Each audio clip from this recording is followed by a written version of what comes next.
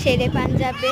তো আমি নিয়ে নিয়েছিলাম ধোসা, আর এর একটা ভিডিও বানিয়েছি আমি, ধোসা ইডলি সাম্বার চাটনি চাটনি, এই গানটা বেরিয়েছে। আর এখানে দেখো কত বড় বড় মাছ, আর একটা কালো মাছ আমি দেখানোর খুব চেষ্টা করছি, ওটাই সব থেকে বড়।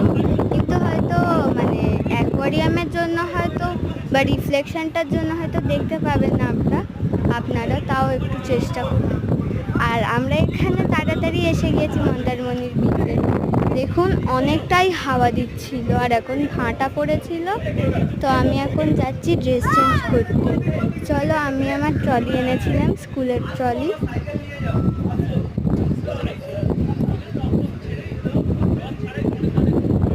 এখান থেকে আমরা চেঞ্জ করে, এখানে আমার ট্রলি আছে। এবারে এখান থেকে আমি ড্রেস চেঞ্জ করে স্নান করে নেব। এখানে বাথটবে আমি শাওয়ারের মতো, মানে বাথটবটা সুইমিং পুলে মানে ভর্তি করার চেষ্টা করছিলাম, এরকম করে হচ্ছিল না বলে আমি ভালো করে করেছি।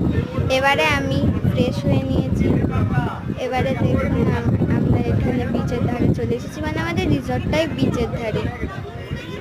এখানে একটা সুইমিং পুলও আছে। আমরা সুইমিং পুলে গা ধুতে গিয়েছিলাম, কিন্তু ওখানে আমরা মানে ফোনটা কেউ হোল্ডার ছিল না তো, ক্যামেরাম্যান, ওই জন্য আমরা ভিডিও করতে পারিনি। কিন্তু তাও আমি একটা ভিডিও পাঠাবো, জন্য সরি। এবার আমি ফ্রেশ হয়ে নিয়েছি। এবারে দেখুন এখানে অনেকজন আছে, মানে 4 জনই আছে। আমরা যখন নেমেছি তার আগেও নেমেছি। এবারে আস্তে আস্তে জ্বর আসছিল, এবারে আমি ওষুধ খেয়ে নিলাম। এবারে আমরা ফের আমি ড্রেস পরে নিয়ে সমুদ্রের ধারে চলে এসেছি। রাত্রিরে এত হাওয়া দিচ্ছিল আমি বলতেই পারবো না, খুবই সুন্দর এখানে। Good morning. ফের আমরা ফ্রেশ হয়ে চলে এসেছি, মানে ফ্রেশ হয়নি, আমরা ব্রেকফাস্টের জন্য চলে এসেছি। এখানে এখন জোয়ার এসেছিল বলে আমরা নামতে পারিনি, কারণ আমি একটা ছোট্ট মতন জেলিফিশ বলতে গেলে আমি শামুক নিয়েছিলাম, শামুকটা যেখান থেকে মানে জন্মায় সেটা। এবারে হোটেলটা অনেকই বড় ছিল, রেস্টুরেন্টটা।